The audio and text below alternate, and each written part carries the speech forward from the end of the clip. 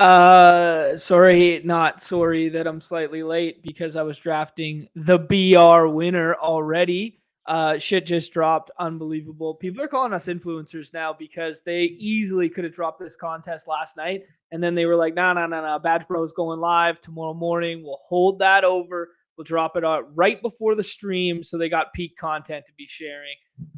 Yeah, I mean, can't blame them. Cannot blame them. No. I mean, when the people are demanding the drafts and the content at this time of day, might as well just have it be fresh. You know what I mean? Damn straight. I love it. Within 20 minutes of being dropped, basically. So yeah. I was loaded with takes, Doomy. I did a little pre-planning for once in my life because I was loaded with weekend takes. And I think they're still applicable.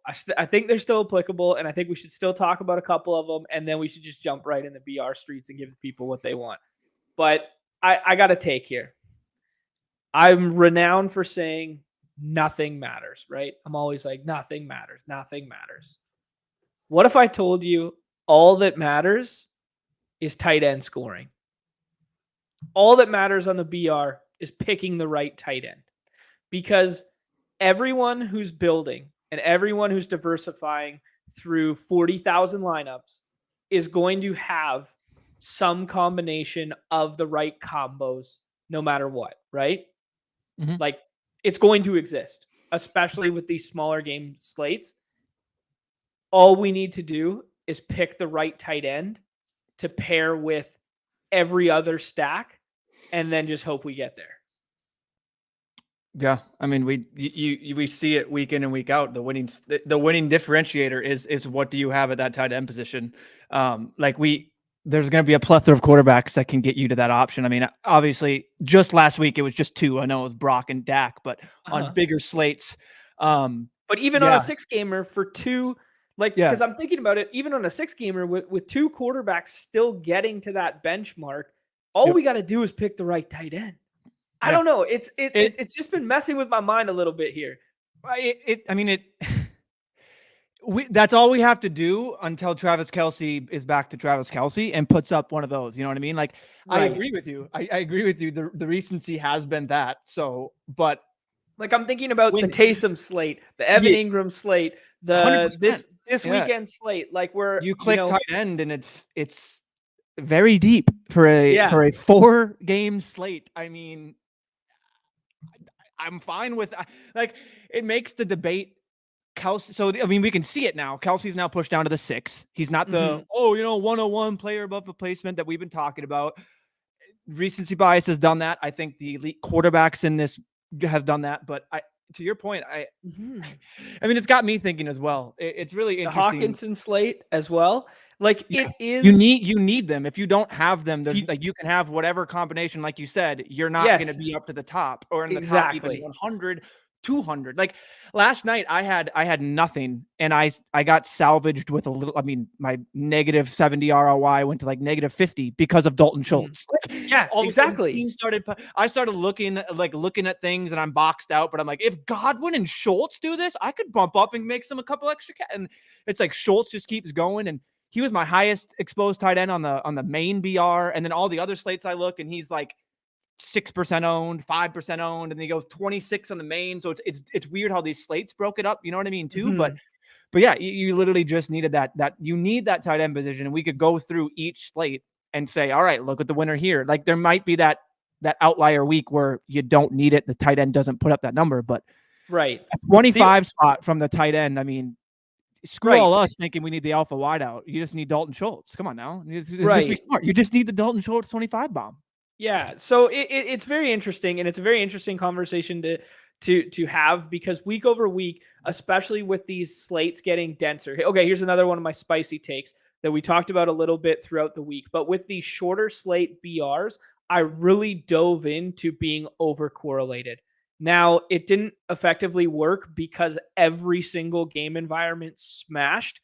Even the shitty one last night where the Bucks didn't even look like they were going to get home, they still smashed by like a mean scoring projection standard.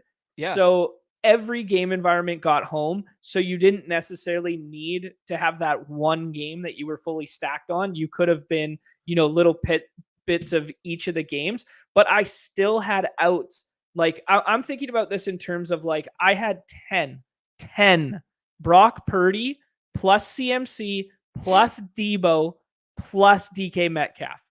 I had 10 of them, and none of them mattered because not one of them had Dalton Schultz.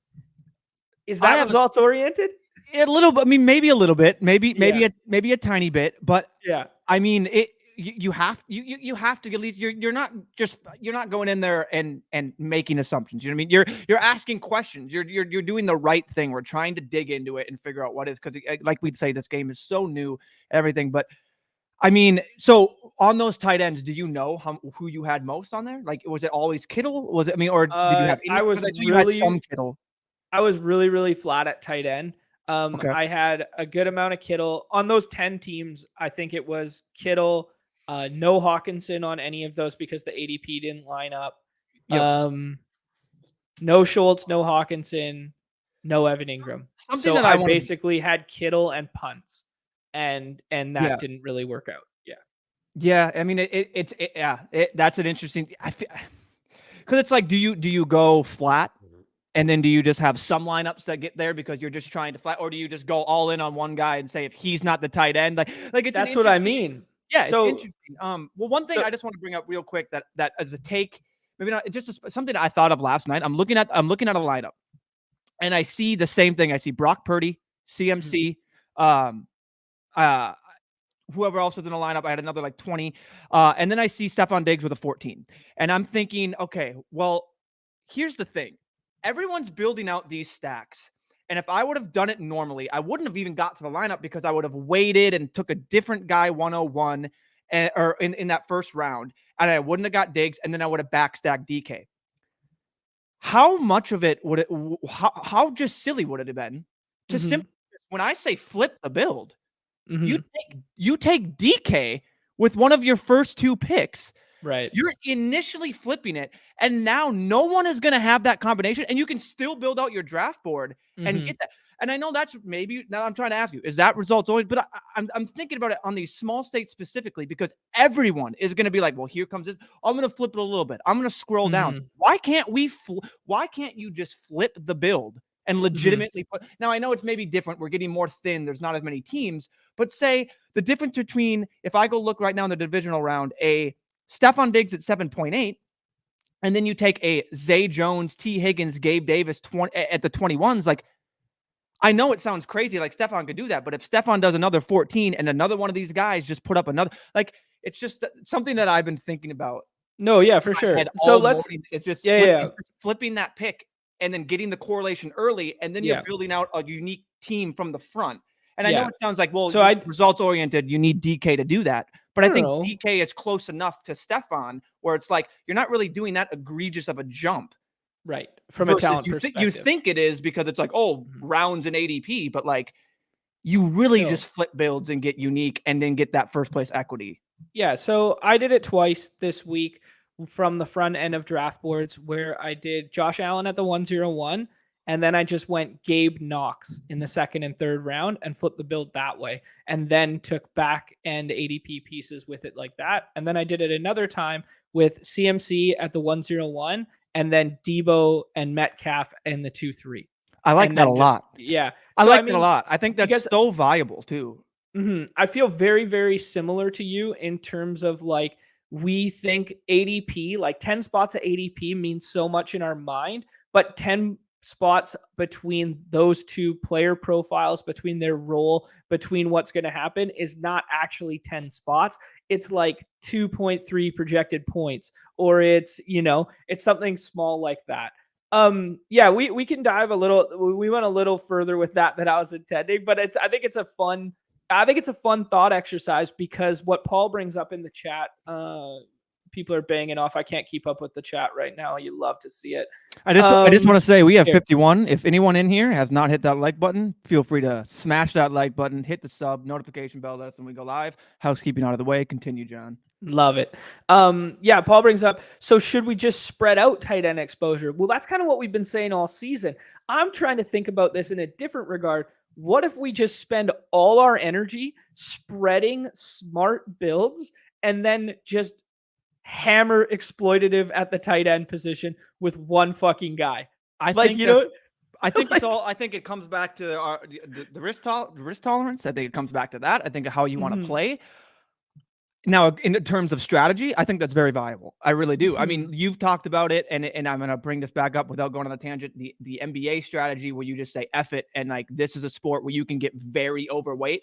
I think mhm, tight end is a position where you could get very overweight, and if you hit, you're maximizing all of the lineups and bringing them mhm. along with you. Now, if you don't, you know what's going to happen. Like you know what you signed up for. So it's Yeah. an interesting It's thing to just a think thought about. exercise. It's just a thought exercise, but 100%. it's like we've spent all season being like, okay, tight end's the most volatile position. Tight end scoring is very touchdown dependent.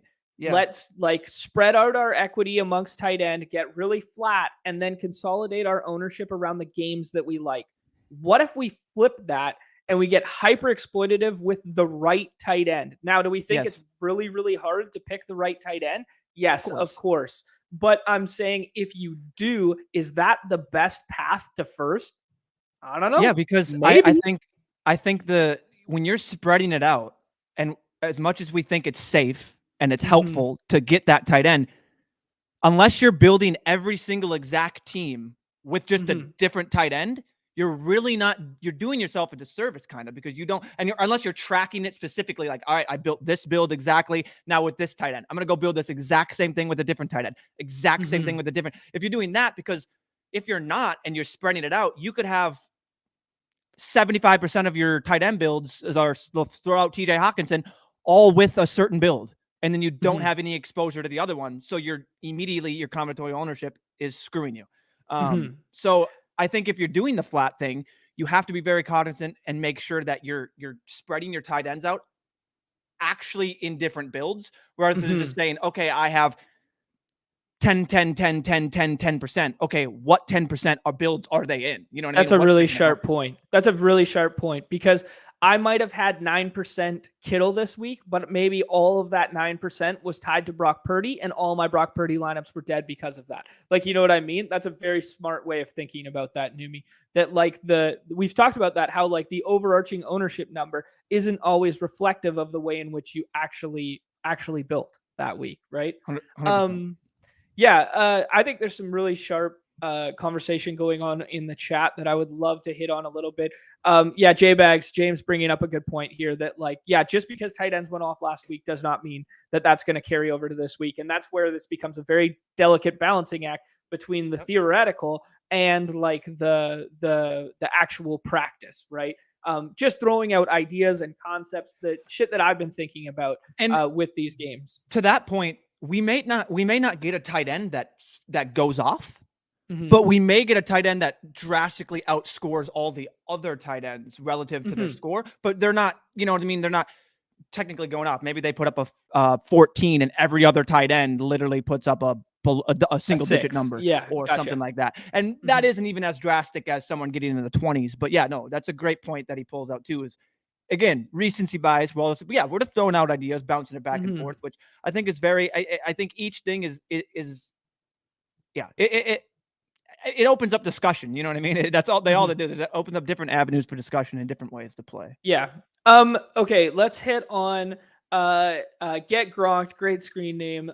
Ships to BR this week. McCaffrey plus Barkley, very, very hard to obtain. But then once he obtained it, I guess in this draft, McCaffrey fell. Barkley would have been there at like the 8th pick, something like that. I'm just surmising here. I can Uh, go and get it then for you. Yeah. And then after he does that, he builds it out with a Hawkinson run back off the Barkley, and then Brock Purdy double with DK as the bring back. Beautiful lineup, very well constructed, and slightly rare slash unique, getting the CMC Barkley Hawkinson start. So big shouts to this player. Love to see it. I mean, it's beautiful because you got on the low owned Purdy comparatively. You got that perfect Purdy double, and then you got a unique start as well. I mean, this is exactly what we're aiming to do with roster construction from the front end of drafts and getting different. This is scroll the F down plus very sharp, high floor, high ceiling plays at the front end of the draft. Beautifully constructed team. I can't say any more about that. If you want to just click on it quick, I can tell you how they drafted it. It went CMC from the CMC from the 3. Yep. Saquon at the 10. And then it went Hawkinson at 15. Yep. Debo, Metcalf. DK, Purdy. Yeah. So, which is just, I mean, beautifully constructed lineup. Love to see it. But also just playing into one of my next little segues here with one of my take tangents is the shorter the slate, the less paths to optimal, the less necessity to get every single piece and optimal right, and the less scores that are mirrored by the other scores. You get what I'm saying? So if Saquon puts up a 25 on a 6-game slate, it's a way more unique score than a 25 on an 11-game slate or a 13-game slate because there's far fewer paths for people to match it, right? So exactly, being densely correlated around these games is what's going to make sense the shorter and the shorter these slates get. That's my biggest takeaway right now. I think one thing I want to just point out from what you just said was the shorter the slate, the farther away from optimal is what we're going to need. Unless all of these games go off, you don't need to be sitting there and thinking, at least the way I'm thinking, you're most likely not going to need every player to put up this type of score. Now, can it happen? Yes. But in theory, that's just like, you're not gonna need every player to do what DK did. You know what I mean? Right. What Debo exactly. did. At least, that's I will agree with you.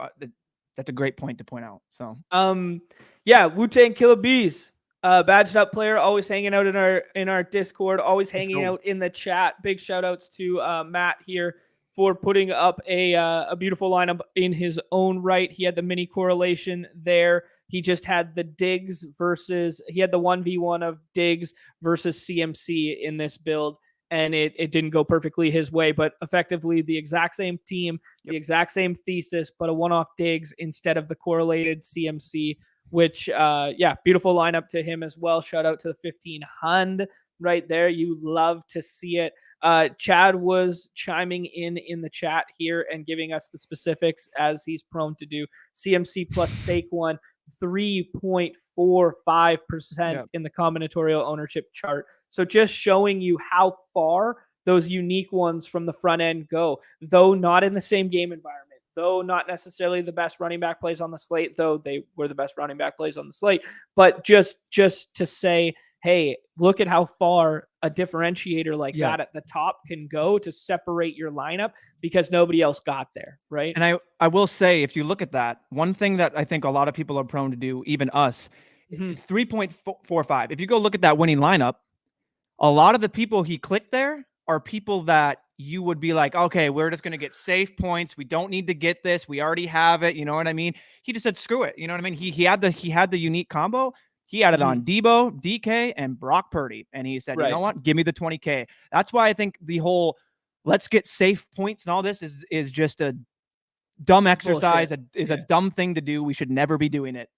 There's no such thing as safe points in this. I know I just talked about you don't need the optimal score, but that doesn't mean you should just be going for median and to get that floor points.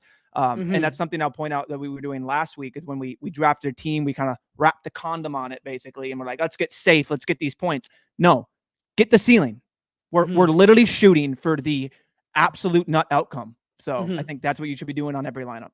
Yeah. Love it so much. I have a playoff take, but I'm going to save it for a hot minute. I'd be remiss if I didn't touch on last night's contest.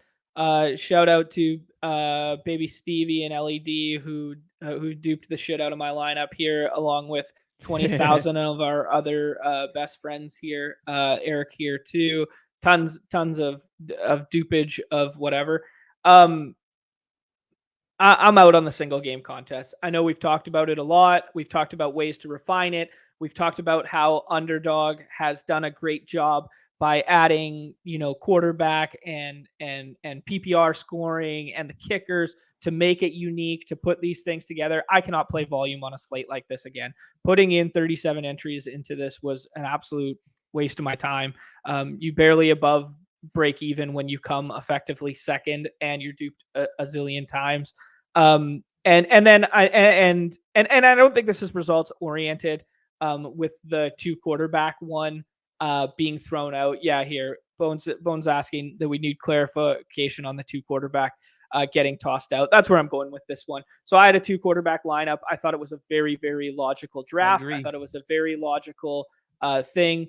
And the definitive rule here from the BR that you get, hey, shout out Underdog. I did get an email later in the evening saying that it had been thrown out. Contest integrity.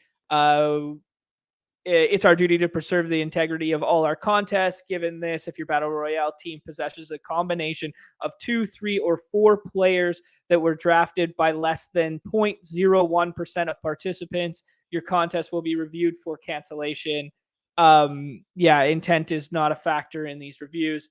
Sure. Yeah. I mean, that's the rule. If it actually existed at such a low frequency like that, it should be thrown out. I agree with that. That being said, old John Boy fucked around after to kind of prove a point and see if we could figure something out, and have a 2 QB team with Cooper Rush, and that draft wasn't thrown out. So, and I bet you the combinatorial ownership of that was much, much, much, much, much, much, much lower, and the team that resulted from that was much better than my 2 QB team, because my 2 QB team was 2 QBs at the front end, but it was a very logical draft. So then I only ended up with Noah Brown and Russell Gage as the tacked on pieces. Whereas in this other one, somebody took a Dak plus Cooper Rush on the same team, which makes 0 sense, which would be a combination of 0.01% undoubtedly, in my opinion, but maybe not. But anyways, so it's just, if that's the rule, that's the rule. If there's subjectivity, then I ain't about it. But that being said,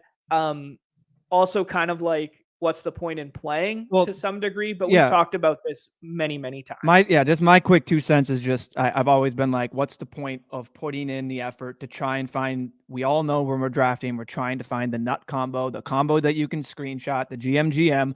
What's the point of putting in the effort to do that if we don't know what we think we know, that it's going to get canceled? And then the only other thing I'll say to the canceled is, we need a little bit more clarity. If we can get what lineup it was or anything, because in the email. Email. I mean, I've gotten no emails plenty of times. I'll just all of a sudden check later in the slate on NBA. I mean, it's happened to NBA now recently. I'll have draft 60 teams. I'll know I have 60 teams. I have 60 teams. Slate locks, I have 59 teams. Yes. I get something back. It's like, can I at least get informed what team this was? Yeah, what's the draft board? Because I need to know what, like, if I'm going to be doing this, I need to at least get an information to be like, okay, this is going to be thrown out. I've seen it. They've told me this, rather than, hey, thrown out. We sent you an email, one thrown out. It's like, which one? Like, because I have an Embiid, Giannis, Paul George. Giannis is a Q tag. Is that going to get thrown out? Like, I don't know. So and we need a little more clarity. The other one the other night that was wild is the T-Box team, where he had Luka, SGA, and Embiid, and it was like, how the fuck? Question mark. Remember that one it was like Monday or Tuesday night, and it's kind of like, surely that has to fall in the 0.01% as well. So does this rule subjective to Q tag? Is this rule subjective to? So just a little more clarity on the rule. I mean, I think it comes across bad when I have this conversation and I was directly involved in it, because then it sounds like, like, oh, is John just tilting the fact that his lineup got thrown out? Of course not. Come on, I'm fucking smarter than that. And like, give me a little bit of credit here, right? So we're trying to like, we're trying to provide solution. We're trying to talk. Yes, exactly. It happens to other people too, which is why it needs to be talked about. It's brought up, and rather than the discussion amongst ourselves in the Discord over and over, like, I think Blake with a wording clarification there that makes a very sharp point there. your contest will be reviewed for cancellation. Very interesting. So that is a very good wording thing to point out. Thank you, Blake. That it's not definitively canceled because of that. It is reviewed. So then maybe there is a layer of subjectivity that we're not allowed to have insight on, right? Yeah, and then your biggest rebuttal to me is when I brought this up earlier. I think it was like I had a team that was canceled. I'm like, why would this be canceled when someone else literally had this like same thing? Is I don't get the intent is not a factor in these reviews. Okay.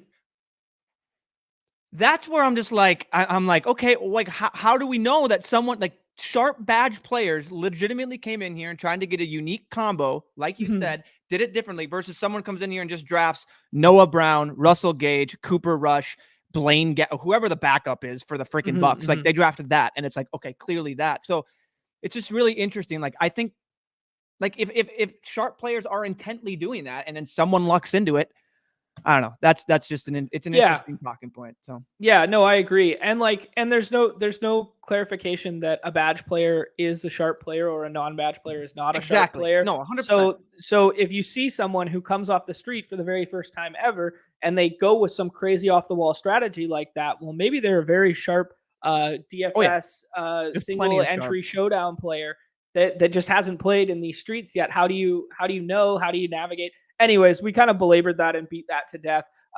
It was just something we had to talk about a little bit there. The other one I really wanted to hit on was the afternoon Sunday, Monday slate here. I fucked around and drafted for the people so we could definitively find out where did that lineup go. Forget what the actual lineup was. I drafted Teddy Bridgewater. To test the thesis of the Teddy Bridgewater swap from the past. So in the past, we had that instance where Teddy Bridgewater and Skylar, we didn't really know who was going to start. People had drafted Bridgewater earlier in the week. He was there. And then if there's a second slate of games, he gets the out tag and he gets swapped. I tested the thesis by drafting Teddy Bridgewater because it was the very first game. He was going to be active.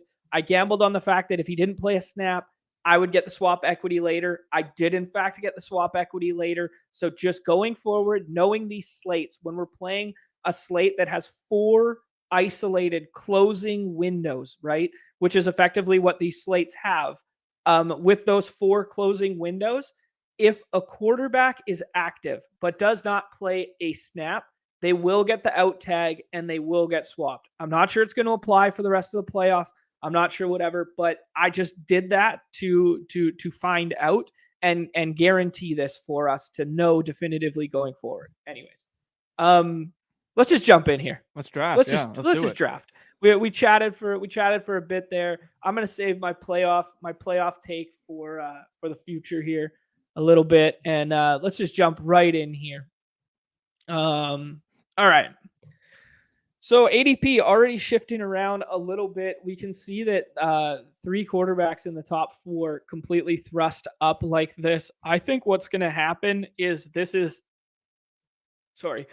like knee-jerk initial reaction. I think we're going to see something similar to what happened with Joe Burrow last week, where as people realized that the scarcity of this slate actually resides at the wide receiver position largely and the high-profile running back position, these numbers are going to slide back a little bit, and these purple guys are going to slide into the second round a little bit. That being said, they are such high-profile names with such high floor-ceiling combos that may not happen. What do you think, Numi? I agree with you. I think that's the first thing we talked about in the back end. As I looked and I said, "Is this the where we just scroll the F down on QB and we get our Dak, Daniel, Trevor, Brock?" Yeah, it's not even like they're bad options. Like it's not like we're taking Ryan Tannehill and whatever. It's the thing is they're not.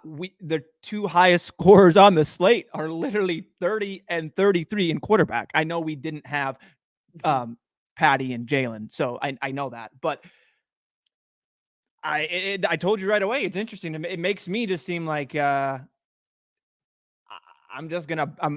early.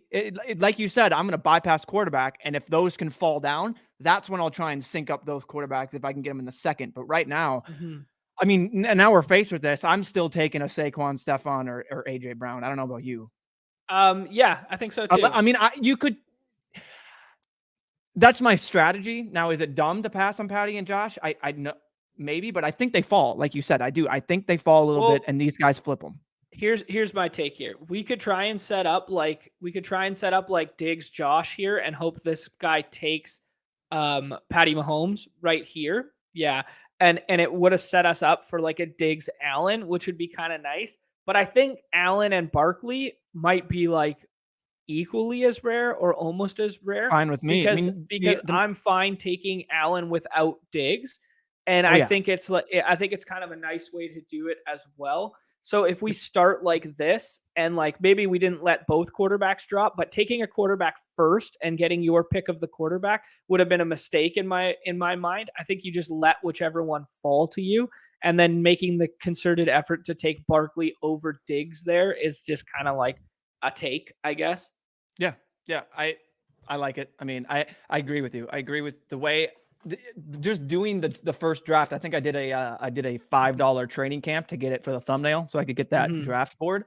Yeah, the running back position dries up quick. In terms of the elites, you know what I mean? I guess there's only Saquon and CMC is what I would put in the elite running back, and CMC on a tier of his own probably, and then it drops all and the way both down. both effectively in tough spots. You know? Yes. And I'd like to think CMC is a little matchup proof. Like I think that guy, then they'll put him in scenarios, but I think it's very different too when you also have what if the 49ers don't necessarily put up what they did and it concentrates to one guy, and they have so many options there that it's just like, but that's what I like about this slate is there's so many different stack options that you can just, you can make your bed with so many different builds and so many different strategies. It's really fun. And now look at that. Burrow's already dropping, doing his Burrow thing. Does this guy have Chase? So he would be wise to not take Burrow here. Yeah. Wait and get Burrow in the 4th round paired with Chase would be a very nice build, a very nice start there. Does he have is it CD in him? AJ. AJ. Yeah. Takes Debo there. I'm thinking we just take Devontae Smith and we play we play into that mini correlation narrative here, and then we take either Gabe Davis or we take Knox. We can wait on Dawson Knox. Not wait on Knox. Yeah, it's whatever you want. I think it's fine. I think this is the first one. As much as like I think it's starting to get a little when we're like, oh, Gabe and all this, like I think we can fight. No, it's like I think in the playoffs, Gabe's like they're gonna get him and I think these players it's a different scenario. Than when you Isaiah McKenzie being banged up and then not playing last week also is a contributing factor. There's an interesting too. Later, yeah, but that also depends on McKenzie. So there's an interesting decision to be made here. We can set up we could set up run back with T. I think I like getting another thing that I really talked about this week, and we talked about it on the show and whatever, is less focused on the run back situations and more focused on the onslaught situations. I like that. And that's what I did with my builds is just strictly like not worry about bringing that guy back and just, it didn't work out in theory with the onslaught Vikes, but the same thing with the other teams. And then not bring that guy back. Now you needed a bring back in DK.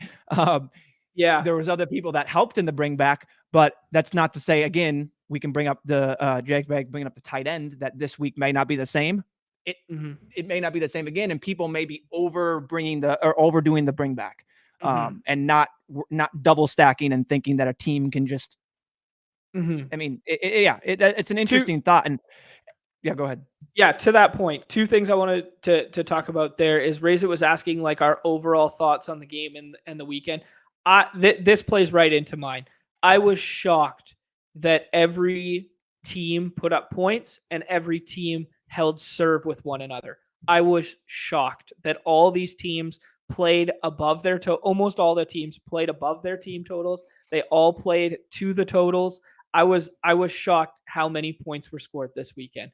For a playoff situation, And then the fact that no team definitively really blew the doors off somebody else. I mean, the closest thing we had last night was the 24-0, and it could have been more with the tacked on field goals and that sort of thing. That was the closest we got from the Dallas. I was shocked how tightly these games were played. I agree. Yeah, I was. I mean, granted, we were looking at totals, but I think that goes right into what I like to say is like, yeah, we can look at the totals and stuff, but in a one game sample of football, anything can happen. Mhm. And I thought people last week were just getting a little too confident in these matchups, like, oh, they're gonna blow them out. Oh, this is gonna happen. Mhm. This is gonna like. It's likely, but there's also the chance that they don't blow them out and it's competitive. You know what I mean? Like I Right. know it's like a 70-30 chance. Most likely we're looking at Vegas odds. Like it's still not as like, it's still more likely that it isn't just a strict blowout that you think. So, Mhm. Um, so we can wait on Knox. yeah, I think we can wait on Knox. I want to Do we scroll want to the F double down stack here. Allen? Do we do Shakir and not, or do James Cook? That's fine with me. Okay. I mean, Uh, Singletary was much more mixed in last week, but do it. Cook No, had the either one. favored opportunities. We'll talk about this. We're kind of flying by the seat of our pants here because we obviously haven't done our Yeah. Cook preemptive just offers research that playing. that play, you know, that all Mhm. of a sudden it's just that James Cook puts on the burners, does that play. I mean, Singletary Uh-huh. can do it too, but yeah, I like this a lot. I think another interesting thing that we could have done was tack on another wide receiver from here and bypass Diggs and Gabe. Now, is it risky?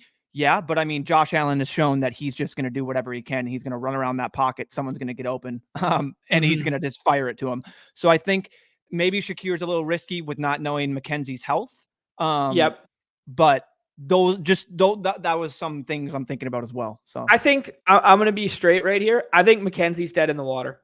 I think regardless of who's available health wise, if he's available health wise, I think McKenzie's dead in the water. I don't think they like him. I don't think they like him as a football player. I think they've used him when they had to, when matchups made sense. But I basically, outside of the one Thanksgiving slate game where he scored the 2 touchdowns and broke the slate effectively, I think they much prefer, some of their tertiary options. If we get, some more Crowder comes back, if we get Cole Beasley, we saw him mixed in more. Like they were effectively running Cole Beasley in 3 wide receiver sets for the majority of the end of that game.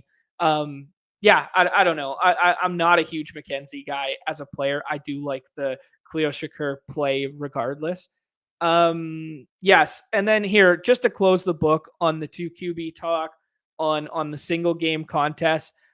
It's such a tough situation. I fully agree with Paul here, and I didn't want it to come across as, because I would want to have this conversation, and we've had this conversation in the past with single game contests. We had it around the World Series time, we had it around the NBA Finals time, and we had it with some early football stuff before they pivoted to the 2 game slates, which shout out was a sick move by Underdog. Love that so much. And love those 2 gamers. It's such a tough situation because you're going to have whomever upset regardless. I say we do this. yeah, I wanted to say something here. If Mhm. you remember last week, my little shout out for a man named Gerald Everett against this defense. I'd like Mm. to think Mr. Travis is a little better than Gerald Everett. Yep, I like Spicy to take, think so maybe, too. Yeah. but that's another interesting thing that I immediately just not looking at anything, just remembering. Mhm. Gosh, I think it was shout out Tom. I forget how to pronounce his last Strachan. It's Yeah, like yeah, best. yeah. Yeah. UK best Anyway, ball, or yeah, yeah. he put that in there. So shout out him. That was some great info about the Jags and what they give up most To um tight end. to Yeah. tight ends, and also now six most to slot receivers. So whoever that would be, but I mean Kelsey Mhm. basically is tight end slot out there half the time. So Mhm. I think Yeah. that's Okay, let's close the book on this first. yeah. Yeah. So I didn't want to come across as it like me being involved in the situation at all, and it being like my team. Like I don't give a fuck. I just want Underdog to do the right thing, and I think there are stipulations at some point in time where logic is applied to the situation and logic is not applied, and I just want transparency on when that is and when that isn't. And I think it would go a long way for them to say like at the beginning of every slate, hey, if 2 quarterbacks are obtained today, they will be canceled. If blah blah blah is obtained, I don't know. Maybe that's too manipulative of the contest structure, and maybe providing that information is a disservice to the players. I don't know. I'm just thinking out loud here. Yeah. Anywho. Yeah, someone mentioned in the chat earlier exactly what your point was. I'm scrolling back to find it. Give me a shout if you guys do know. But about tight end spots, 2 of the best tight end spots in all. Lead. Motherfucker. I was waiting on that because I was like, when you let the QBs run and you get 2 on the Man. other side, and then he doesn't take like the naked one. Yeah, interesting scenario for us now. I guess Debo as kind of like a slate breaker and some easy backdoor stacks and some easy stacks with quarterback. Yeah. I'm gonna type something in the private chat, and you can just tell me no if you don't want to do it. Sure. Yeah, I was really hoping. I think you can. I think I'll say this right now. Maybe LED's too sharp for this one, but I'll say this right now. I think you can trick your opponents and trap your opponents into getting yourself a Mahomes Kelsey stack by taking Kelsey at the 3 if the quarterbacks are still on the board. So if the front end of the draft board goes CMC, somebody, and then you take Kelsey, then other people are more apprehensive to take Mahomes, right? Yeah. Because of that. Yeah, I'm kind of about this. We don't have to. It was just something I thought of because we're double stacking that game kind of. But no, we I can kind do of that. prefer this though. Let's do it. Yeah, Numi bringing up in the chat the potential of double tight end builds. I think double tight end builds will be quite prevalent this week, just given how strong the landscape is at tight end, like in terms of name value, comparative to how the names are, a bit lower down here. If you're trying to, juxtapose Dallas Goedert with Isaiah Hodgson's or Darius Slayton or some of these back end options. Yeah, I don't know. I think a lot of people's minds, given what we just saw and given how high profile the names of tight end are this week, that a lot of people's minds are going to gravitate to 2 tight end builds this week. You agree there, Numi? I kind of. I Mhm. think I was just thinking that I was just thinking to my point where we're just not falling to ADP, and it's like I got to get this guy, and it's just like I think that I don't know. That's what I was just stacking up the Kittle and the Debo from in those spots. It's like how many people would take Kelsey and then spend their 3rd round pick on that. Which is kind of what I'm thinking. But yeah, now that you say it, I think it might be a Oh, little I more was looking to prevalent. the I was looking to the Oh yeah, my facial reaction was to the start here. Another CMC Barkley start. Wow. I mean, like, nice. wow. Yeah, Big no, time. I agree with your take that it definitely will. I think it. Now we look at it; it's normally like 1%, maybe like less than Mhm. that, maybe like 2. I think it maybe bumps up to 5. Like I Mhm. don't think it gets that high. I'll be honest, but maybe you're more tapped in with this. So, I this is a very interesting spot because I really wanted Tony Pollard to fall to fit this build beautifully. I think it kind of feels like Onslaught Dallas as bring back with contrarian pieces, and you take Schultz and go double tight end. okay, You could also take Ayuk and then make it a Purdy team. All right, let's see what happens. yeah. I was Ayuk's fun. Ayuk has feels like he has a higher ceiling than Dalton Schultz, but Dalton Schultz, man, Cody Main was talking about it yesterday on the ETR. Shout out ETR. I'm wearing my Leone shirt. You can't see it with the new zoomed in camera that sucks. But yeah, I was watching that, and I think Gary shouted out flag plant of Dalton Schultz last night and citing his red zone usage and target rate and how much like Dak trusts him He's in like the big first look. situations. He's like the first Yeah. look in the red zone. Um, Here's a name that I think is getting completely slept on. So this was kind of my backup plan to the Schultz thing was if we're gonna run this back in some capacity, do I think Ezekiel Elliott is as good as Tony Pollard? Of course not. Do I think he has much juice left in the tank? Not really. Do I think he can punch a couple in from the goal line if they get down there and things break a little differently last game? Yeah, probably. Yeah. I might have effed us up there a little bit though. We're seeing this crazy Joe Burrow slide, which I think is somewhat correct in my opinion, to see him fall back to the field of other quarterbacks. But I had my purple button turned off there for a hot minute after we didn't get the Mahomes one. And there could have been just a uniqueness. What the fuck? The Purdy snipers are back, baby. We get a Brock Purdy, a naked Brock Purdy snipe when he could have had Burrow plus Chase. What the fuck are you doing, Cougs? What are you doing? So Dak? Or is Dak gone? Dak's gone. Fuck. Yeah. So damn it. We're having a naked Joe Burrow team with a San Fran. Or we do Trevor Lawrence, I guess, if we wanted to. Wow. No, we're doing naked Burrow. I was just saying if you wanted to add a game stack, you could do Trevor, but yeah. Hey, when Joe Burrow throws a touchdown to Samaje Perine, Trent Irwin, and runs into, we're gonna be laughing to the bank. The Purdy snipers, baby. Fucking A. This bid has gone too far. Yeah, okay. Y'all can do this in your freaking in your NFL playoff shit. Like, go do that. Have fun. Stay the fuck out of BR. Come on, guys. What if naked Joe Burrow with the 1180p at the 35th pick is what you need? What if Joe Burrow just laid it out? A couple sneaks, right? Here we go. Yeah. No chase. I mean, they get yardage. They end up at like 14 point-ish. You know what I mean? Oh my gosh. That was too perfect. Man, no one. Okay. Well, just know if you're setting up your Purdy stacks. Yeah. Here we go. The chat's popping off. Of course. That was unbelievable. You love to see it.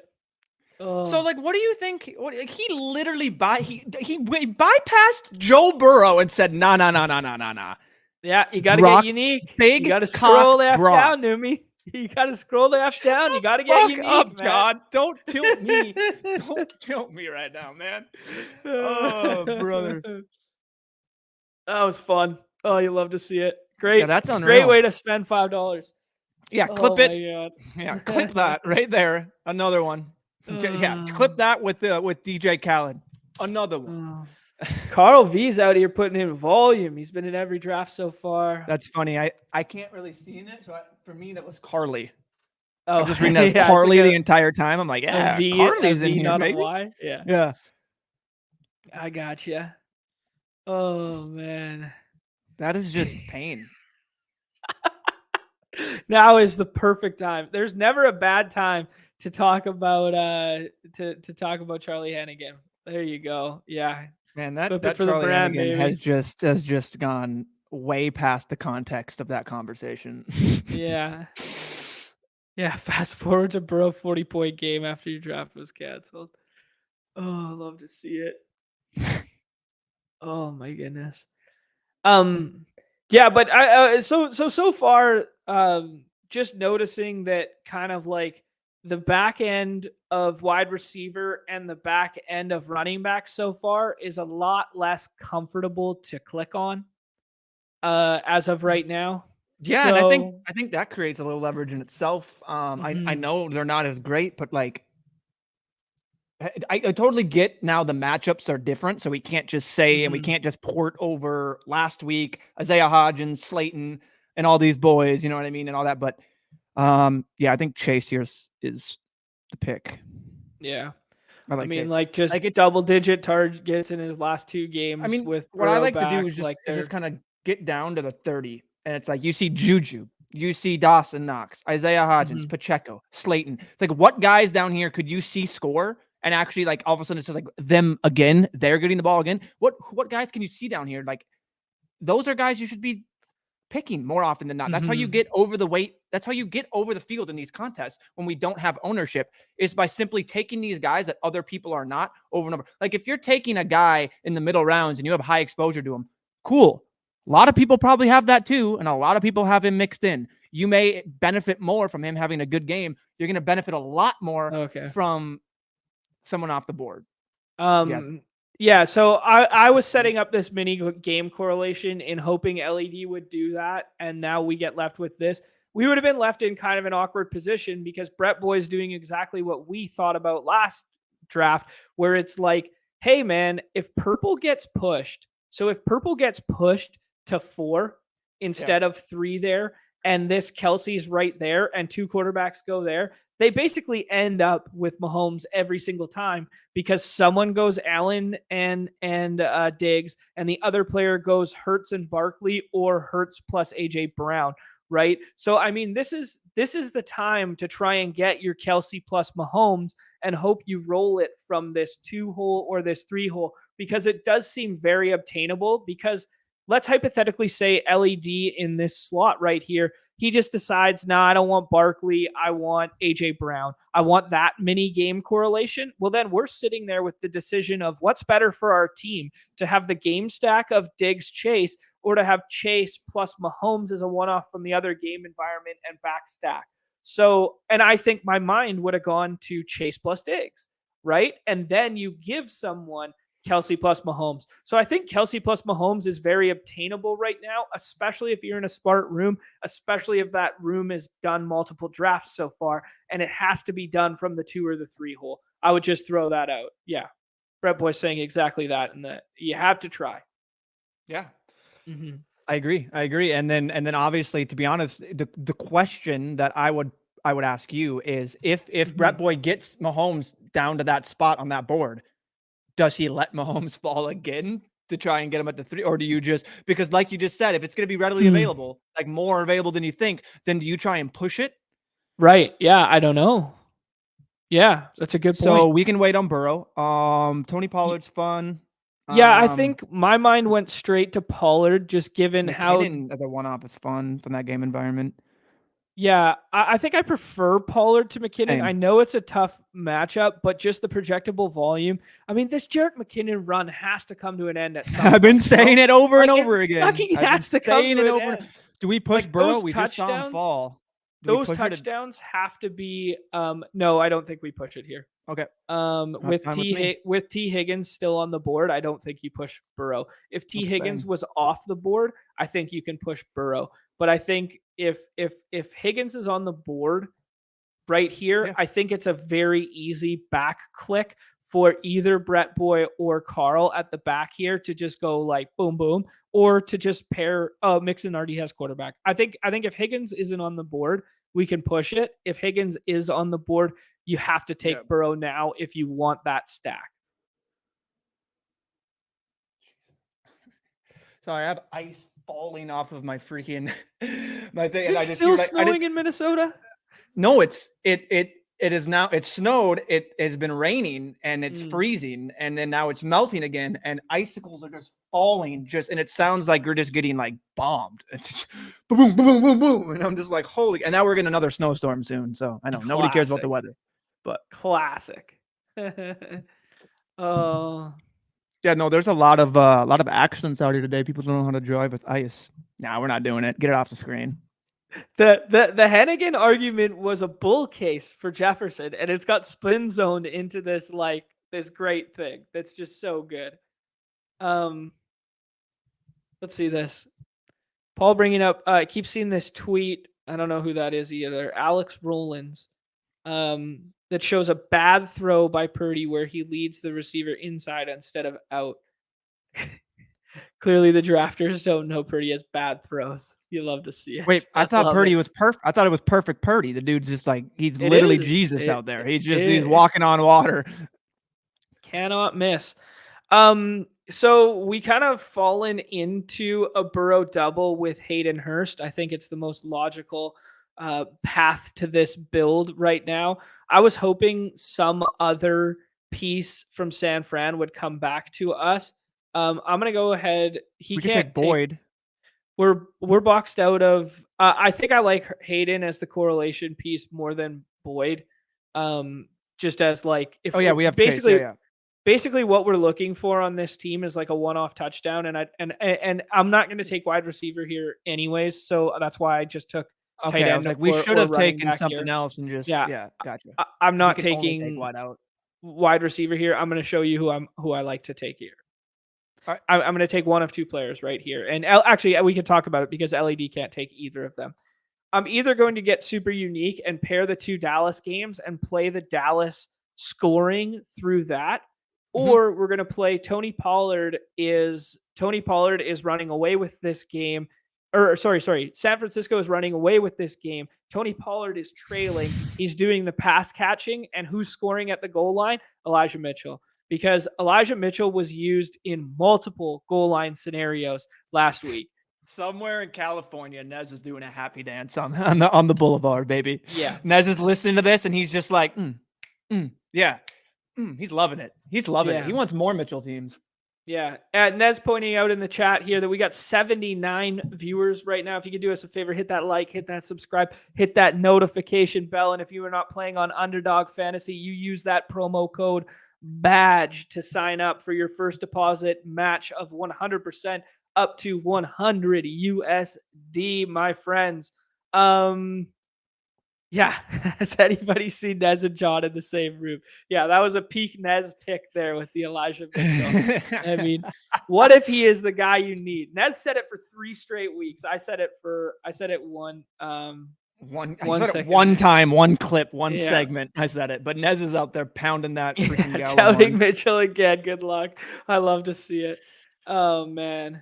Hey, Mitchell could have had 2 tutties, man. They gave him those goal line carries and they were giving him the work. Yeah. I mean, I think he's an interesting use case. Now 100%. That I'm saying it, we're going to do deep dive BR. I know we're kind of flying by the seat of our pants right now. This is the bro science show. This is the bro science show. This is the contest just dropped. We don't have all the facts and knowledge yet. We haven't gone through it yet. I just want to look at two things right here. Where am I looking? Elijah Mitchell only played 22% of snaps last week. All other running backs other than Jordan Mason were inactive. Only played 22% of snaps. Team red zone stats. Where is my guy? There he is. Elijah Mitchell. 7. That's what I was saying. They were using him on he wasn't maybe in there. But 7. Like McCaffrey would do all the work, and next thing you know, he'd just go like this, and be like, "Oh, get me out here! I just ran the whole thing. Come on, Elijah, get in here." And then Nez is just sitting there like this with that meme. He just has his tongue out, and he's going like that. And to tell you, yes, exactly what he was doing, exactly. But to tell you what they did, they get down to the 1 yard line. Then there was a flip of the quarter, or there was a timeout, TV timeout, something like that. Yep. They go full timeout after McCaffrey gets them down there. McCaffrey waves himself out, comes back out. Then they go timeout. And who comes back in for first and goal? Elijah Mitchell. Elijah Mitchell comes in for first and goal. He gets stuffed. McCaffrey then comes back out. So they had a timeout, and he wasn't gassed anymore, and they still went with Elijah Mitchell right away. I'm just saying that the usage, I don't know what Kyle Shanahan's affinity with Elijah Mitchell is, what he sees. He loves him, man. He loves this guy. That's his dog. That's my guy. That's his guy. I mean, all I'm going to say is you can do worse in the 6th round than Elijah Mitchell. and to that point, I the Newbie point that everyone just comes in chat just goes, that's disgusting. It's like, yes, I get it. Not many people are going to be clicking on them. Exactly. Yeah, that's literally a reason right there. You can tell, you can just see it right now. The 49ers are up on these Cowboys, and the Cowboys are high, and all of a sudden next thing you know, it's not just 100% the Elijah Mitchell show, but he continues to work in, or he does what you just said and continues to work in on the goal line. When everyone's mad because McCaffrey doesn't get him those touchdowns, Nez is jumping up and down doing jumping jacks in his room. Yeah. Yeah, this is interesting. T-Bear talking about it too, how the Jerick McKinnon stuff, right? Yeah, that's a good take right there. Just a byproduct of a prolific offense. The one thing I will say, damn straight, put a little respect on his name. Yeah, well, hey man, this is all full circle here. Talking about him as a Vikes legend, he was like one of those spark score darlings, where he was like one of the greatest athletic profiles to come Yeah. out. They touted him as being similar to LT. He Yeah, doesn't here tear we his go, ACL boys. in training camp You when got he to get went a to San quarterback. Francisco. You got to get your quarterbacks. Get them early. Piss purple. Crank purple. Josh Allen, he's not going to be there on the way back. You got to take him. You got to take him here. Give You me a have to take Josh Allen here. let's go! Ah! Yes! Woo! Oh, jeez. Sorry. Yes! Woo! I think my neighbors just heard me. Jesus. Score one for the good guys. Brock Purdy team coming in here. Good guys. Let's go. Sorry for everyone's ears as I was. Yeah, we're gassed up there, eh? There we go. Willis is feeling the vibes, baby. We're spreading good vibes this morning. Man, I had something on my. Oh, I was just gonna say something. Speak it into existence. It's not Right, important. here we go. Pretty fun start to have Kelsey fall to 6 there.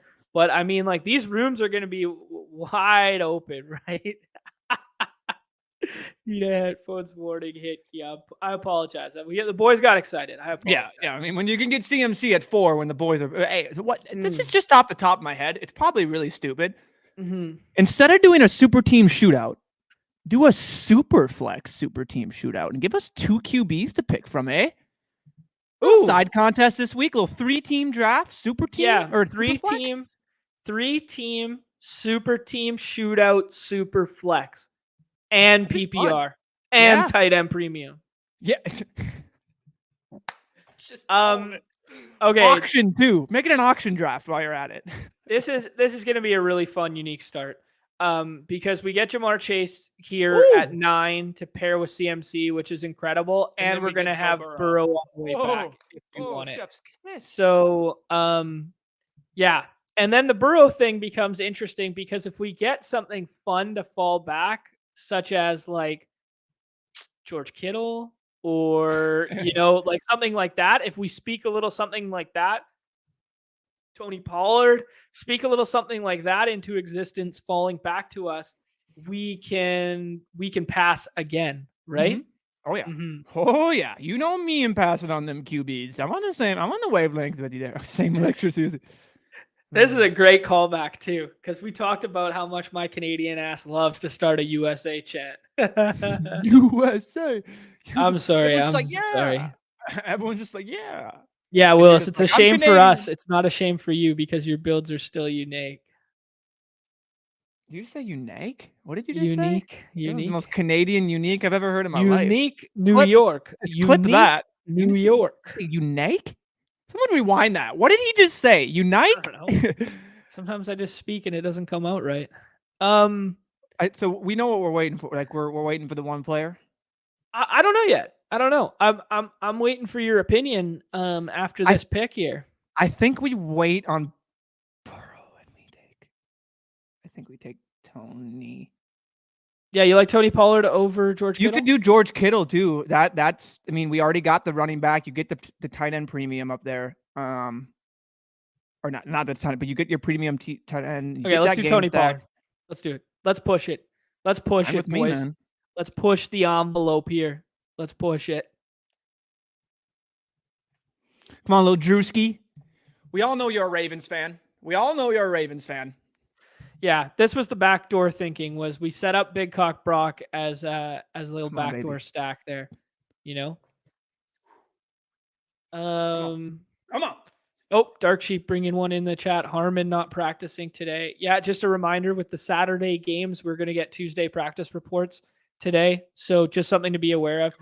One thing I'll say last week is everybody thought we would get some sort of like big thrust in terms of oh my god, let's go! Love to see it. You genuinely love to see it. No one runs purer than John Boy. Do we set it up as a double? I think I really like it as a double. I think we do. Yeah, you don't have to twist my arm. Yeah, I think we like it as a double there. Now here's what I'm going to say. I think we have to take Burrow in the 5th. Can we push it again? That's my only thing is can like do we trust little Drewski there to just not this is to, like to take an click his name? uncorrelated Burrow? Like does he? So I guess we don't know his team. Does he have Blam or anything? I don't. He Like, doesn't have Mixon. He's completely uncorrelated, and he has no stacking partner well, options. what if he? Yeah, he We could have take to Burrow Burrow. Hurst. Yeah, Burrow Hurst. We have is what to he take could do. Burrow. Well, he already has Yeah. Kelsey, but still. Oh, he can't take it. He has 3 wideouts. Gotcha. Never mind. Okay. 5th round Burrow just feels That's so fine good with me. here. Yeah. And then Yeah. so then we're setting up Burrow, and we're looking at a we're gonna need a tight end. Dawson Knox bring back. I mean, you go. it's Simple. just it's too easy. No, it really is. But it's an interesting debate because if Dawson Knox doesn't fall here, I could also advocate I was gonna say if Dalton Schultz fell there, I could really advocate for like the Dallas onslaught side and then pushing Burrow and then just falling back on Dak if it didn't work out. I don't think it's as good as Burrow, but if you get Schultz first, I could have advocated for pushing Burrow one more time. Yeah, no, I think that's yeah. I mean, it would have been thin. It would have been thin. I still think. I mean, we just to clarification for anyone when we bring these up, just talking points. So it's just great to talk through. I still think I personally, I take the Burrow. You get it set up. And now you're set up with. I mean, in theory, we could get one more tight end taken off the board. Well, we're gonna, and then we could get one more after this. If you wanted to do double. I guess Buckeyes, but yeah. Does Buckeyes have Josh Allen or no? No, he did the Purdy. Cool. Yeah, he did. And he doesn't even take a tight end, so we're fine. Joe, and then we get Knox, and then if somehow Knox goes, it's Goddard.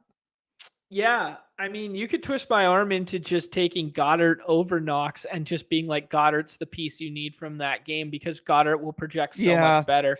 Especially if Isaiah McKenzie's back, but Dawson Knox has scored touchdowns in 4 straight games now. That's the thing is I like that game environment a lot, and I like having the bring back.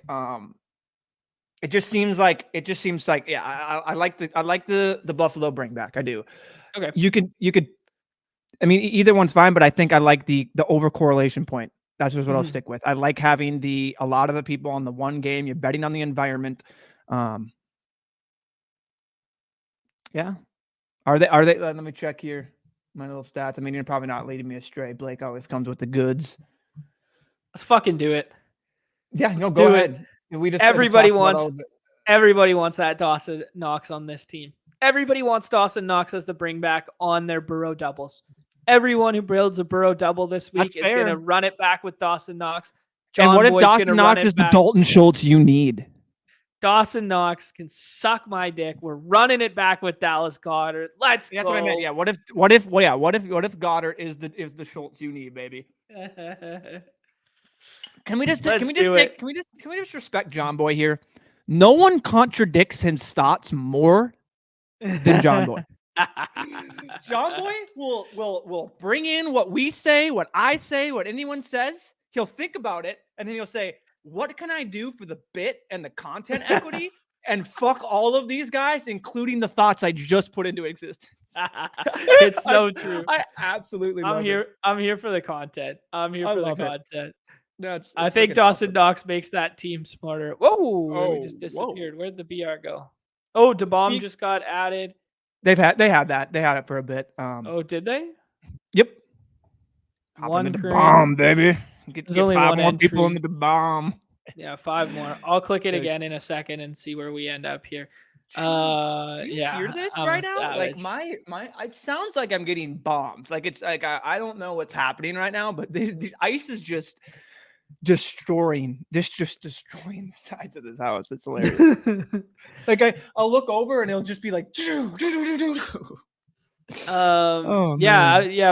run it back with the bomb here if a couple people are sitting in that. How rich. Oh, I never drafted the bomb like early in the week, to be honest. I normally slam them all on Sunday morning. Early to bomb draft is what you need. Honestly, the late to bomb drafts haven't been working the last 3 weeks, so maybe it is. Yo, one thing I just want to say: we got 74 people in here and 41 likes. Oh, that's That pathetic. doesn't add up. Oh That my doesn't add up. god. Real simple. It's Just like they click the want like. us to fail. Numi, Yeah, it's like click. they want us to fail. I don't know. We're out here. We're giving the people the goods. We're here for the good time. All you gotta do, click, watch, Just click that enjoy. thumbs up. Click that thumbs up or Oh click yeah, that so thumbs down purple here twice. for sure. Purple. Yeah, let's crank purple. CMC. Yeah, CMC Dynamite. as much as you can paint the Elijah Mitchell bit narrative a little bit there, I mean, CMC is just the best player in football. I mean, I'm just going to keep clicking his name first overall over and over and over again, the same way I did last week. I'm not letting it happen this week. I tried to flip midweek to be like, hey, the spreadsheets and the stats are telling me that Justin Jefferson is a way better play than any other of the wide receivers on the slate. Bro, Not letting it happen. Bro was Not about letting to it have happen. himself a game. Gets gypped by the knee, just going down, not by the play. I know he was down. I know it's not gypped, but he's so close. But just missed the touchdown. They go on an 11. Dude, GA's comment, an 11-minute drive in this economy was the funniest thing I've ever read in the Discord. Like, 11-minute plus drive just took us out. I mean, JJ wasn't. I mean, man. So I mean, actually, it looked like he was about to. It looked like he was about to just put that slate out of reach in that first drive. I mean, they always do it on the first drive, and then he just goes non-existent. So I want to talk on two fireable offenses in the second half of two football games last week. We're talking about the 3rd and 1 where we throw to Kirk. No, not that specific. Not that specific. Okay. But that 3rd and 1 was egregious, where they went quarterback throwback play with no lead blocker in front of Kirk. It made no sense whatsoever. That was egregious. But two fireable offenses. Yep. Brandon Staley and Joe Lombardi not establishing the fuck out of it with Austin Eckler and having Joshua Kelly on the field all the time. Yeah, I know. Having Joshua Kelly on the field all the damn time and not I lost my train of thought because you cut me off, Numi. You killed me. Hold on 1 second. Let's make this pick and then I'll finish. One thing I just want to say while you're doing that is we got a little news. I know your thoughts on it already, but CEH is activated from IR and he'll practice today. Okay, very interesting there. Just in terms of what not that as means a play for this week. I'm not. Yeah. Just what does that do for the environment? What does that do for Isaiah Pacheco? What does that do? Let's set up this Purdy double and this sick game. I like stack that. Here. I like that. We could we could wait on Kittle and we could do Tony Pollard first, and see if Kittle comes back. We've been taking a lot of Tony Pollard. Tony, let's do Kittle. I like doing Kittle. I like getting the Kittle. We haven't got the Kittle. We've been saying it over and over. Let's just get CMC Kittle and see how this team builds out. Yeah, I think there'll be a little bit of FUD around Kittle because he was the only guy who didn't perform last week for that offense. And I don't know. We'll do a deep dive on that. We keep talking about the 2 tight end smash spots, and neither of those on the slate being where Kittle is. So I think Kittle's price might keep falling this week, and we could see some fun 4th round Kittle teams come available just based on other people looking at matchups, looking at projections. I think he will project as probably the 3rd or 4th best tight end play on the slate. Yeah. Okay, let's finish this thought. It was egregious that they did not give Austin Eckler the ball 15 times in the second half and just pound the shit out of it. I know he was going at 3 yards per clip. I know whatever. You have a 24-0 lead. Just put the ball in his belly and let him go to work. He's one of the best football players out there, period. And you don't throw the ball deep anyways. So why not just establish the shit out of it with Austin Eckler? That was egregious for my money. That was terrible. It's literally the Falcons in the Super Bowl. Literally, yes. They say, you know what? No, we're just not going to run the ball. We're not going to do the thing that's like, hey, you know, when everyone brings up those idiotic takes, we're like, teams that run the ball more win more. It's like, well, you know that teams that have the lead then run the ball more to milk the clock, right? Exactly. Like Robert Griffin had a tweet this week. Sorry not to go off on a tangent, but I think that's just something that's really interesting. That is just totally egregious, and it's just like at what point in the NFL do they not get radioed down and be like, enough with your play, run the ball. Like, yo, like they don't just put this on like the like PTSD, like, hey, this is what happened now with the Falcons. This is what happens with the Chargers. You can probably put all these different play. Run it. Yeah. Hand the ball off on first and second. Let that clock run down. Like, do what the Packers do. Go down to 1 second, 2 seconds, snap the ball. Like, I Yeah. don't know. Sorry. And then your second take. And my second take was Justin Jefferson getting 3 targets in the second half of a close ball game was terrible too. What I'll say to that, and we can pick here, is Okay, they were let's pick triply first. bracketing him. Yeah, that's fair. And okay, let's pick. I think Miles Sanders. I didn't really want to. I really wanted to onslaught this game environment, but none of the right pieces came back. Ayuk or Pollard didn't come back. Schultz. No, we can't now. Can't anymore. Can't now. Yep, But you're right. We could have done Schultz. Gallup. Gallup feels okay. I know. If Gallup comes back, it feels okay. Let's do Dak. Let's do Gallup. Okay, fine. Well, if you want to do Dak, we do Dak first. I was going to make it a Purdy team. The other thing, I don't think we should have taken quarterback here, but we ran out of time. My thought process was this team makes a lot of sense with 3 quarterbacks. It doesn't matter. It could have made sense with Daniel Jones. It could have made sense with Brock Purdy, and it could have made sense with Brock. So we take our pick of wide receiver there, but then we just let the clock run out and just didn't have enough time. Who do you take instead that makes it that much of a difference? Probably one-off Juju and just hope that game environment runs through him. See, and that's you just where have 2 one-offs. I'll be honest. That's where I don't think it's that big of a difference in the tier break in these wideouts. I'll maybe pick the quarterback that I want there and let that come back, and then I just scoop up the guy that I don't think is going to be drafted anyway. That's fair. I don't think either are right or wrong. I think your strat is perfectly fine of taking the guy and then only one quarterback can be taken. I think both strats are fine. That's just personally how I think I would go about it, would just be to get the quarterback that I'd want there and then kind of line up that guy, unless you did want to do what you said and take a Zay Jones, Juju, someone that's most likely going to get drafted before he comes back. But yeah, I think both are definitely options. Yeah, I feel that. Let's see here. I wanted to check on this.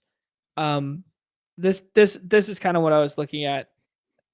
We hyped the fact that Michael Gallup, when we were doing the showdown slate last night, Michael Gallup was my favorite 3rd round pick last night. It was, he was going to be out there no matter what in 2 wide receiver sets, this and that, right? Like that was kind of like our mantra and our thought process. We saw that Dalton Schultz role was like the one you needed. Then they mixed in some combination of 2 tight end sets, more than 3 wide receiver sets in the initial start of that game. And what happened was T.Y. Hilton and Noah Brown ended up kind of like splitting with one another. And Noah Brown's role was the one that diminished. And this Gallup role was ate up a little bit by the fact that they were running 2 tight end sets with Jake Ferguson on the field a little bit more. Oh shit, we're on the clock. I totally goofed this. Michael Gallup got drafted right in front of us, so I'm just going to take Juju's there. Juju's there. Okay, fine. I was just saying we don't have to go TY that thin. We can get your guy that you would initially got on the back, and then we just have a that's true. Yeah, that's true. I got a little gal brain there. No, I mean I think you're fine. I think that's perfectly fine because we said like that's definitely in the realm of possibilities. And if T.Y. Hilton puts up a 14 and other people don't put up scores you need, that could be very helpful. But it's like, I think, that pick versus T.Y., I might go, I think Juju's the pick there. But that's how you can set it up. Like you could definitely have taken your Juju there and then you wait. I think Brock got taken anyway, right? I missed it. Yeah, here's a good one too. The Harborough with the clock management. Man, there was just some egregious stuff that shouldn't be happening in playoff football. Like, I don't know what was going on with so much of it there. I did not play any of the FFPC stuff for the playoff contest. I did not. I did one.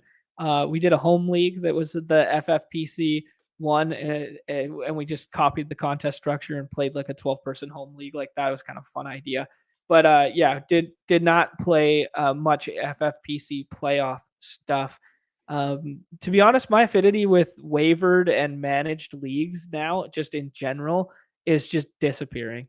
I can't do it. I just love to just draft. I love to talk about the games and that sort of thing. Should we just run one more battle royale and then call it here? Let's do it. All right. Yeah, I think we were gonna mix in some hoops. If we see it, if I see 15, nah. If I see 10, if I see 10 basketballs in the chat, I'll run one hoops draft after this, and then we'll call it. If I see 10 basketballs in the chat, I will run a hoops one after this. But I gotta see 10 hoopers rise. That shout out to our boy Bob, RIP. Yeah, Carlos, I agree with this take quite a bit. Miles Sanders ADP looks broken right now. Miles Sanders ADP, I think we're just giving way too much credit to the Eagles throwing and winning through the pass attack. Why can't it be Miles Sanders on the ground, right? And and the same stats that I'll bring up for Dalvin Cook last week, that yes, it didn't hit, but I mean, the Giants are still very exploitable through the ground, very exploitable through the ground in DVOA and rush defense stats. So I mean, I think that's very viable. I like Miles. I don't think he's going to drop that much. If anything, I think maybe he just stays where that is, kind of, and just fluctuates a little bit, but or maybe gets boosted up a small bit, depending maybe later in what projections come out and all that. I don't know. So yeah, I mean, a home favorite running back. That's what I'm saying. He's going to have a decent projection. Yeah. Yes. And one thing, I know there's been these narratives. Okay, this is going to be a hot talking point this week, where they're going to be like, look what Brian Daboll did. Look at how he held the first team Eagles in check with all his second teamers, right? Like that's what the narrative is going to be out there this week. Look what they did in week 18. Like that was the starters versus the backups. Now imagine if Daniel Jones is in that game, they would have won, blah, blah, blah. The Eagles coached that game so differently than they would have coached a game where they wanted to actually like win, where they thought they had, they wanted to win, they needed to win, but they would have coached that game so differently in the red zone in utilizing Jalen Hurts as a rusher than they would have coached like last week. That's all I'm going to say, because like in a playoff scenario, they did not do any of their red zone rushing. They did not put Jalen Hurts anywhere in harm's way last week, like that, or the last week of the regular season, right? Well, that's interesting. You want to pull up Neil's comment? Yeah. Refresh, John. Okay, let's see. Yeah, I'll hit the refresh button and see where we end up. But yeah, mine's converted to Canadian, so everything's just like slightly cheaper. Everything's just slightly cheaper for me right here. My ADP's you can get your CMCs in round pick 4 in Canada. Yeah, exactly. You could twist my arm into a Burrow Mixon and hoping T. Higgins falls back.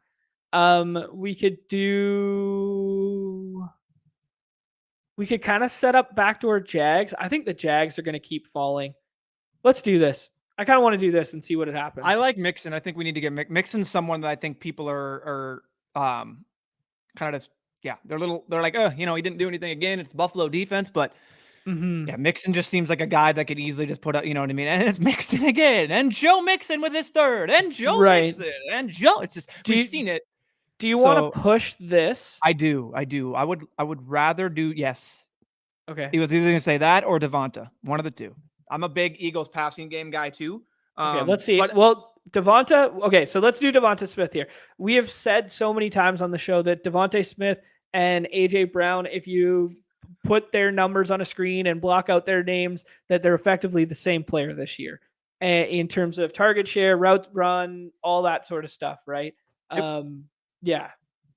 No, I agree with you there. And it's like, now this is where you can kind of, I mean, you kind of got to play like the balance. I do it in my mind. Maybe it's too much where it's like, okay, now how can I make this different without butchering it? How can do I just draft it? And I think like, and do I just draft it basically the way I would think and not worry about another dupage or anything like that? So, I mean, that's just what I kind of think here. I got some fun ideas. If it happens. So This is also I'm a dumb. pretty It's CMC, Devonta CMC and Mixon. Cool. Mixon and Devonta Smith. Yeah. Okay, Yeah, let's count them up. there's some fun things we can do. Oh, there was 10 plus. 1 There was 10. bucket, 2 bucket, 3 bucket, 4 bucket. Dark Sheep, I promise we'll do some baseball, but not today. We can't add another 40 minutes onto this.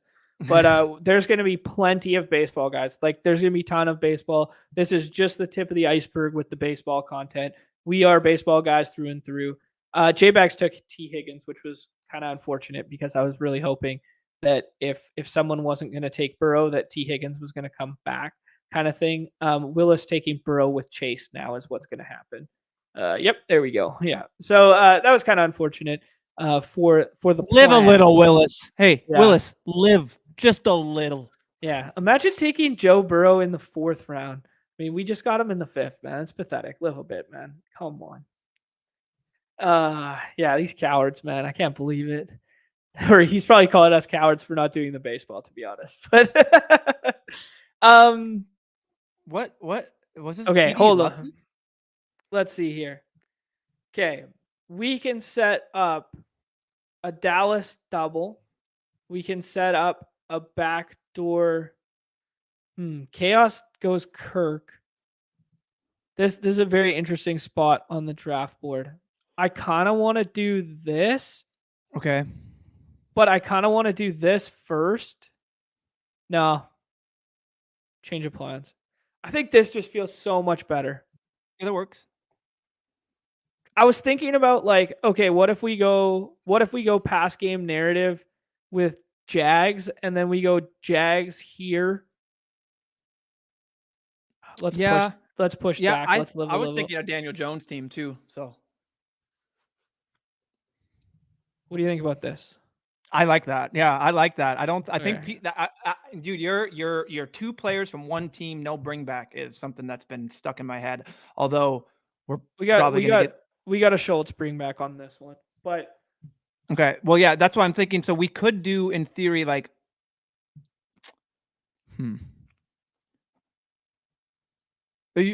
on this build, are you personally out on Danny Jones? yeah, for sure. Okay. Yeah, I mean, not for sure, but when you go 3 from a game on slot, I want the quarterback tethered to it. If I went 2 from a one-side game environment, I could go 1 off. My Willis, thought is just kind of like yeah. maybe CMC gets like his rushing touchdowns and Ayuk can get there, but Brock doesn't do that. But it's just Daniel Jones on the ground doing what he does again. This is what I wanted to do, Matt. This is what I wanted to do, but I was afraid that if I went Lawrence first, like if I went Ingram Juju, then Lawrence gets sniped by the Kirk drafter because I think Chaos has just took Kirk right in front of us.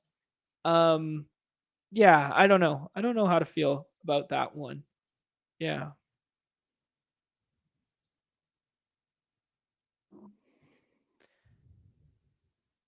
Yeah, I did go. I went. He did not. I saw JJ in yours. Yeah, I took JJ in there, but what I did was I flipped the build with Jalen Hurts as the quarterback, and everyone else took Josh Allen. I saw that. Yeah, you had like 8% Hurts. Yeah, so I think my play, the thesis was the same, Keith. I just opted to do it through the quarterback position instead of JJ. And I flipped the build with the tight end. I drafted 3 or 4 tight ends. I'll bring it up on screen at one point. I don't even know how that works, so I don't even know what's going on. Yeah, the FFPC, I just saw a bunch of exposures, and I'm like, good for you. Low exposed Jalen Hurts seems ideal. Yeah, it's basically like a 12-team roster with 14 teams remaining, and you take one player from each team. Okay. Oh, so you would have to have a naked quarterback. Which do you prefer here? I prefer Dak. Okay. I think we're betting on Schultz. Mm-hmm. And I think as much as it makes sense, you don't need the Purdy with CMC in case CMC can do it on the ground. That's my only thing. It's not negative correlation. I'm not saying like that. I love Purdy. That's just my 2 cents. Is like we're I just think you're hoping right. we're hoping that. I mean, if you saw that rushing touchdown, Dak could have just tossed it to Schultz. It was so fun. Like he could have had 3 touchdowns. Like literally, when I saw that, I'm like, oh, Schultz is okay. Well, you're running in, that works too. I'm like, but like he could have given him another one. So I think you're literally hoping kind of that for that outcome again. That's what you're betting on, or again, just it's funneling through Schultz and Dak's just doing what he does and hitting everyone. So. Yep. Yeah, I think we're just making the same bet as last week there, but I think you bring up a good point that CMC plus Ayuk can get home on a 4-game slate where Ayuk just needs like 15 points, Like Mhm. Ayuk doesn't need to break the slate, and therefore you don't need Purdy with Ayuk to break the slate. Instead, what you need is Dak and Schultz. Yeah, very interesting. Okay, let's do a hoops here. Big contest today. Um, Um, what's up? What are you laughing at? I mean, Terrence, Ooh, can we hot just? take. T-Bear, baby. Let's go. I mean, is that a troll? That's a troll. That makes no sense. That's just no, um, no, not even close. okay, we got Toronto and Milwaukee both on back-to-backs Yep. playing each other tonight. Giannis sat last night. Brooklyn still no KD there. Any other big Q tags or anything else to add on these other It's games? Giannis. It's Paul George with a Q and a hamstring. He did practice full yesterday. Okay. They are on a front end of a back-to-back. So, man, I think he plays. And watch some crazy stuff where it's midday Q for Kawhi, and then Paul George is bumped up to good, and they just swap it, or they could just do Kawhi plays tonight, PG sits, and then PG plays tomorrow because it's a front end of a back-to-back tonight for the Clips. Okay. So Clippers being front end of the back-to-back matters as well because it's going to determine what they do. We're getting the classic Fred VanVleet Q tag yesterday, 5th and 6th round pick who helped break the slate with a 60 burger. And now you get the classic, his ADP gets thrust up the following day, and then he falls flat on his face. That is the thesis of Fred VanVleet every fucking time. All right, we got the 101 here, Numi, as always, because nobody runs better than me. Is it Joker for you today? Is it Embiid? Is it Giannis? What is it for you today? It's Embiid. I mean, sorry, it's Jokic. Sorry. Whoa, sketch. All right, let's go with Joker here.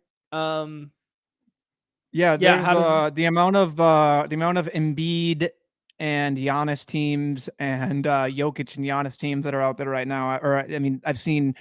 Let me see. Chad's got one. I have one. Baby Stevie has one for Embiid, Giannis. So just combinations of Giannis falling to the second round, people being scared of that Q tag, and then stacking it yeah, and for together. what it's worth, I'm not drafting Giannis in the first until Yeah. he's in. I think that he doesn't move up that far, so you can still get your exposure to Giannis. And I'm not gonna on a 4-game slate. I'm not taking a 0 in that first round, or sorry, a swap. I'm taking Embiid or Kyrie. It's just over and over again. I'll wait until I get the Giannis news. I'll kind of play lighter until I get that news, and then I'll go in and kind of play after that. That's how I'm approaching the slate. Cool. What are some kind of like value-based targets versus ADP guys that you're liking more than the field right now? So PG is one that I'm still eating up if he does fall. I know Baby Stevie's probably gonna. PG is someone I would take in the third. So here I would take. Yeah, he takes Claxton. Damn. Let's do Nurkic And PG? and Paul George. Yeah, I like that. I can get on board with that. Yeah, so Nurkic. and to bring in the totals, 235.5 Portland, Denver, 233.5. These are probably maybe outdated of 2 hours ago. I didn't change them. 233.5. Oh, yeah, sorry. And then the other ones are a pretty big discrepancy. Um I just click sort by live over under. Perfect. There you go. Highest total on the slate of Ooh. 233.5. Oh Bumped no, up. second highest total. This Spurs Nets game is higher with 235.5 now. No, it's live. So no, the highest total is 238.5, and then it goes to 232, and then 224. Oh, sorry, my bad. Yeah, I Yeah, was looking you're at the good. other They column. did. I was looking They at the open column. They added 3 points on Denver. I mean, you can see it's opened. It's moved. So Yeah, 238. That's been 3 extra points on that game. Nearly a 240 total. Those are fun. Those are the 2 games I'm exploiting the most. Is that's Portland, Denver, 5 and extra points. Yes, you're right. I 5 was extra thinking points, and 235. this one's gone down. And they've Ah, added yeah. 6.5. They've added 6.5 to the Bucks game, which makes me think Giannis is playing. Yep. That's a great take. That makes me Mhm. think Giannis is playing basketball today. Okay, shoot. I have fallen out of favor with the draft boards here. I think some players here that are fun is okay. Baby Stevie out. Ship him. He's on all the same guys right now. Yeah. He's on Simons. He's let's do on that X Nick real quick. Claxton. Let's do OG. Okay. OG. The Raptors play through OG today. Raptors are always hard to pinpoint because they basically They have are. they have 4 starters who Yeah. the ball runs through all the damn time. Let's do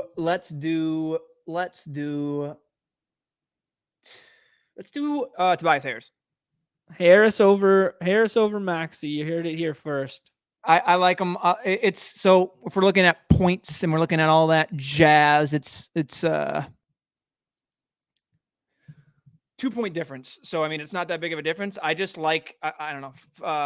It's a little different sport when we're looking at floor and median, and I think that you're gonna get Harris out there in the starting lineup. I know he negative correlate. He's not going to get the same usage as out there with Embiid and Harden. He's still a fine pick in the 5th, I think. Okay. And for what it's worth, the boy T-Box and other sharps have been on him too. So on Tobias. Okay. For some reason, Tobias always seems to be a guy that people are just like on. I mean, he gets you though on a 4-game slate. That's what I'm trying to think of. As a 5th round pick, I know, like you're not gonna. It's the same thing. You're not gonna need yesterday's slate where like the lowest score in the winning lineup was like 51 points. Right. Yeah. You're unless someone finds that nuts and hits it, it's gonna be very, very low. So, between getting a guy there, you're left with a lot of Brooklyn guys late that I like, and basically a lot of Denver and Portland guys too are making that up, as well as San Antonio. So it's just the guys in the high total games. Got it. I'm trying to see if I miss any news here. I'm not. Yeah, we haven't got an ounce of news from Underdog NBA. Nothing yet. So okay, sounds good to me. Someone that's interesting here. I'll wait. Yeah, let's just you can fire some names. Baby Steve's a sharp player. He's got his mind. Josh Richardson. Josh Richardson. TJ Warren. Okay. Sochan. Jeremy Sochan. I think Josh Richardson is a fun pick in this match against Brooklyn. Yeah, that total's fallen a little bit, but I mean, just projectable starting minutes late, right? Yeah. And no KD, like it makes this matchup a lot closer than it is. It's just going to be a track meet, so I like it a lot. Yep. All right, cool. Josh Richardson in the last round. Not an overly sexy team. Pretty sharp drafting room there. I think my biggest takeaways right now are like we always talk about like eating some of these Q tag values here, but I mean, I think the biggest thing right now is like this whole slate has a big asterisk with one of the best players in the world just sitting there, potentially available in the 2nd round there in Giannis. So I think kind of with these back end picks, if you can go like Siakam Giannis or you can go Kyrie Giannis, like I think you just take your shots there. I'm not taking him over those 2, but I'm probably not taking him at 3 quite yet either. But just the fact that total's risen like that, that leads me to believe Giannis is going to be playing some ball today.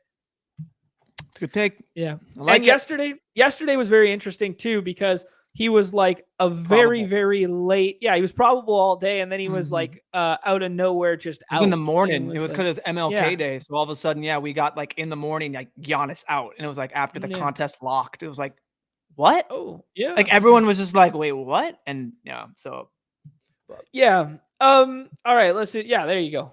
How about Giannis Kyrie from 6-7? Like that sounds amazing to me. Like Kyrie without I think without KD I think and not getting too overweight on Giannis. I think getting the combos is perfectly fine. Getting them Mhm. for me, it's like, I mean, I can never get it right. So now me being scared of Giannis, he's gonna play. So load up on Yan. So Yeah. Well, it's interesting because he gets, he gets rested yesterday, then comes back and plays today. You think he would play on like the holiday but game. But hey, did we look at the national television schedule? That is a classic. no, I'll look at that right now. And David I think Stern just called me. Giannis is playing. That's great. Did he call you and tell you who gets the first overall TNT, pick this year? Say TNT national is televised game. Giannis. yeah. Giannis, nationally televised tonight. He's They playing. He's they playing. You heard it here first. also I'll lock that shit in stone. they also Locked. don't play a game. They don't play another game for a while. There you So go. Giannis that's is playing tonight. interesting. Like, so they play tonight. They don't play till Saturday. So they Giannis could rest them and then Giannis just is give them the even. Yeah. All right. That was the plan. End of the show. Everybody's Yeah, favorite time. we could do the narrative both ways. Yeah. Appreciate everyone hanging out today. We had 83 of us at one point watching some football content there. So happy that the BR dropped right in time for our program. Yeah, I mean, no Nez tomorrow. We will be back. We will do a deeper dive, but some fun news to share. We got a date locked in for the Millie, the 2 milli winner, the 2 milli man, Pat Carrain, will be joining us on Thursday at our regular time slot. So really looking forward to that. If you guys have any questions for him that we haven't had answered on, he's done a number of shows so far, and I want to get a little weird with it. I want to get a little rogue with it. I want him to ask him these hard hitting questions that he hasn't already been asked yet. So I'm trying to assemble some of those. So if anybody has any stuff to ask Pat Carrain, let's talk it through in the Discord, or shoot me a DM, or whatever you got to do to get that information my way. I'm more than happy to oblige the community with asking the questions of the people. Yeah, do us a favor, hit that like, hit that subscribe on the way out the door. If you're not playing on Underdog Fantasy, what are you doing with your life, man? Just use promo code BADGE to sign up for a 100% match deposit up to 100 USD. Good luck in the NBA streets tonight. Keep pumping those BR contests. Let's keep filling these lobbies. I will be drafting the remainder of this afternoon. Newbie, anything to add? Nada. All right. Stop sniping Big Cock Brock. Yeah, it's not funny anymore. It is not funny anymore. Yeah, 100 PSA. The joke has gone too far. It's gone Keep too it far. out of our BRs. Yeah, Playoffs is fine. Civilized, stay in your lane, BR drafts, onslaughts only, up only from here, gentlemen. Appreciate everybody hanging out today. Everybody's favorite time of the show. The end. Peace.